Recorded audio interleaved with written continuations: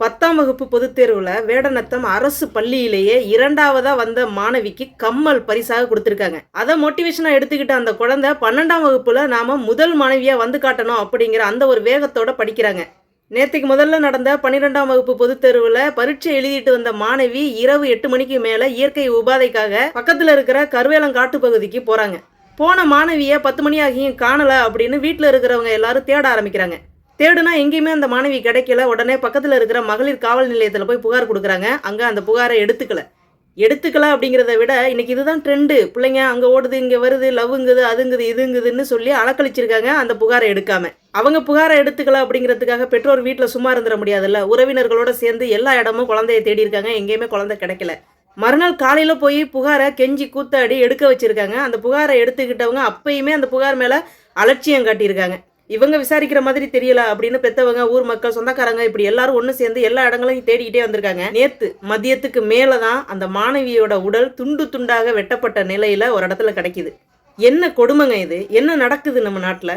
அந்த குழந்தை என்னென்ன விஷயங்களை சிந்திச்சிருக்கோம், நம்ம எப்படி படிக்கணும், என்னவா மாறணும், எப்படி வரணும் எதிர்காலத்தில், இப்படி எப்படிப்பட்ட சிந்தனைகள்லாம் அந்த குழந்தையோட மனசில் ஓடி இருக்கும். குழந்தையோட உடல் இந்த இடத்துல இருக்குது அப்படிங்கிறத தெரிஞ்சுக்கிட்ட காவல்துறையினர் விசாரணைக்காக அந்த இடத்துக்கு வந்திருக்காங்க. பொதுமக்கள் எல்லாரும் ஒன்று சேர்ந்து காவல்துறையினரை உள்ளே விடலைங்க. அதுக்கப்புறம் மேல்மட்ட காவல்துறை வந்து இதை நாங்கள் பார்த்துக்கிறோம், நாங்கள் விசாரிக்கிறோம், என்ன நடந்தது அப்படிங்கிறத தேடி கண்டுபிடிச்சு அதற்கான தண்டனையை உரிய நபர்களுக்கு நாங்கள் வாங்கி கொடுக்குறோம் அப்படின்னு வாக்கு கொடுத்ததன் பேரில் மக்கள் இப்போ கொஞ்சம் அமைதியாக இருக்காங்க. ஆனாலும் காவல்துறையின் மீது உள்ள கோபத்தை மட்டும் அவங்க விடவே இல்லை.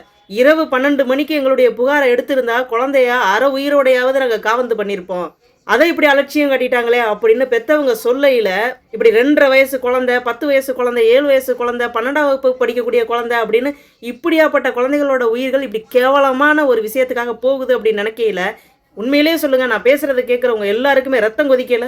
இதுக்கு என்னதாங்க ஒரு தீர்வு, என்னதாங்க ஒரு முடிவு? இதை அரசியலாக எடுத்துக்கிட்டு நான் கண்டனத்தை தெரிவிக்கிறேன்னு ஒவ்வொருத்தரும் அவங்களுடைய சுயநலத்துக்காக பேசுகிறாங்களே தவிர இந்த மாணவிக்கு நடந்த கொடுமைக்கு என்னங்க பதில் தர போகிறாங்க? தயவு செய்து இந்த மாணவியோட உயிரையும் உடலையும் வைத்து அரசியல் பண்ணாமல் இந்த மாணவிக்கு இந்த மாதிரியான ஒரு நிலைமையை கொடுத்த அந்த நபர்கள், அந்த கயவர்களை பிடிச்சி முச்சந்தியில் நிற்க வச்சு அவங்கள அடின்னு அடித்து தூக்குல தொங்க விடுறதை தவிர்த்து வேற ஒரு தண்டனையும் கொடுக்கக்கூடாது அப்படிங்கிறத ரொம்ப தெளிவாக உங்கள் முன்னால் நான் பதிய வச்சு இந்த மாணவி தொடர்பான அடுத்த வீடியோ பதிவில் உங்களை நான் சந்திக்கிறேங்க. நன்றி.